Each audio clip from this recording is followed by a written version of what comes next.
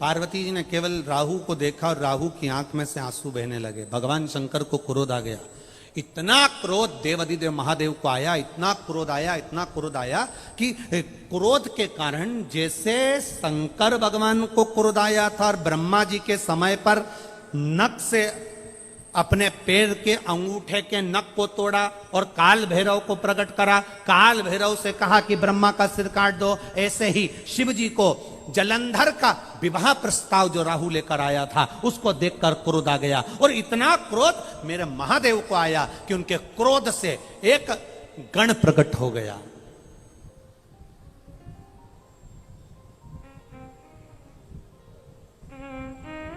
एक गण प्रकट हो गया जिसका नाम था कीर्तिमुख। क्या नाम है?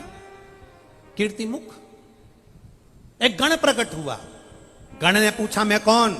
शंकर भगवान कहते हैं जैसे मैंने काल भैरव को प्रकट करा था, तू किसी भैरव से कम नहीं है, तू किसी भैरव से कम नहीं है।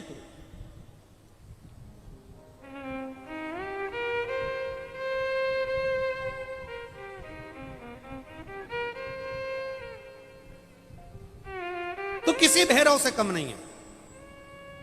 जा, मेरे प्रकट होने का कारण क्या है? शंकर भगवान ने कहा राहु को खजा, जा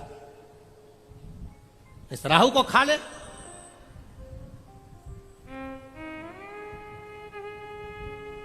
अब राहु तो भागा।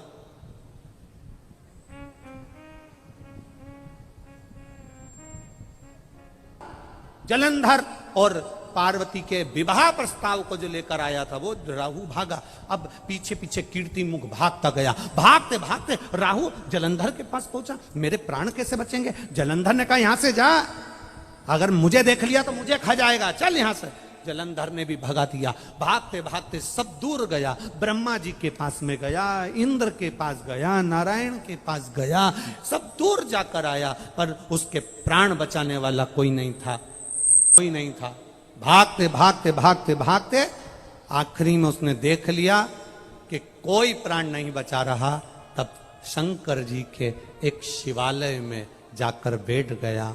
हाथ में जल का पात्र भरने के लिए पात्र भी नहीं था, हाथ की अंजलि में सरोवर के जल को भरा। हाथ की अंजलि से भी जल नीचे गिरने लगा। अपने तन का वस्त्र लेकर उसको जल में भिगोकर देवाधिदेव महादेव को चढ़ाकर उनको प्रसन्न कर रहा था। तब शिव जी प्रसन्न हो गए, क्योंकि भोला तो भोला है। श्राप दिया था, मारने के लिए आतुर हुए थे। इतने में शंकर जी ने कहा बोल राहु क्या चाहिए? राहु कहता है कीर्तिमुख से बचा लीजिए, वो मुझे खा जाएगा, प्रभु रक्षा करिए। शंकर जी ने राहु को अपने जटा में छुपा लिया, जटा में छुपाया। जब जटा में छुपाया इतनी देर में कीर्तिमुख आया। कीर्तिमुख ने कहा भोलेनाथ राहु तुम्हारी जटा में छुपा है, उसको मुझे खाना है, बाहर निकालो। शंकर भगवान कहते हैं अब उसे मत खा, मुझे प्रकट करा था राहु को खाने के लिए, भूख लग रही है, मैं किसको खाऊं? शंकर भगवान ने कहा तू मेरा गण है, एक काम कर, भूख लग रही है तू अपने आप को खा जा। कीर्तिमुख ने अपने हाथ पांव शरीर खाना चालू कर दिया। खाते खाते कीर्तिमुख पूरे शरीर को खा गया, केवल मुख बचा।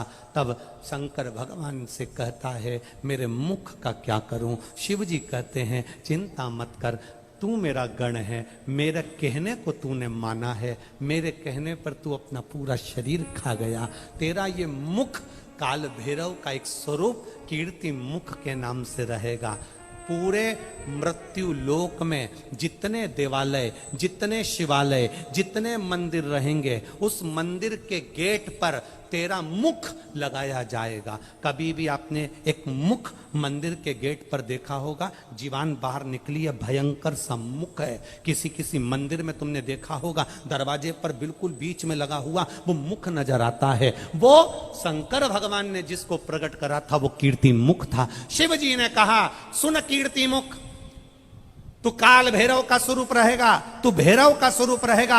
मंदिर में, देवालय में, शिवालय में दरवाजे पर तू बैठा रहेगा, चौखट पर तू बैठा रहेगा। जो शिवालय के अंदर जल चढ़ाने के लिए प्रवेश करेगा, उसके अंदर जितना दुख होगा, जितनी तकलीफ होगी, जितना कष्ट होगा, जितनी बीमारी होगी, जितना रोग होगा, जो शंकर के मंदिर में एक लोटा जल लेकर प्रवेश करेगा, भरे हुए पात्र को जब तू देखेगा, तेरी दृष्टि उस पात्र पर पड़ेगी, और जो अंदर प्रवेश करेगा उसको कितनी भी बड़ी बीमारी हो, उसको तुझे खा जाना है, उस बीमारी को तुझे निगल जाना है। बस कीर्ति मुख का काम इतना है कि जल चढ़ाने वाले के दुख को, जल चढ़ाने वाले की तकलीफ को, जल चढ़ाने वाले की बीमारी को कीर्ति मुख उसको निगल जाता है, कीर्ति मुख उसको खा जाता है।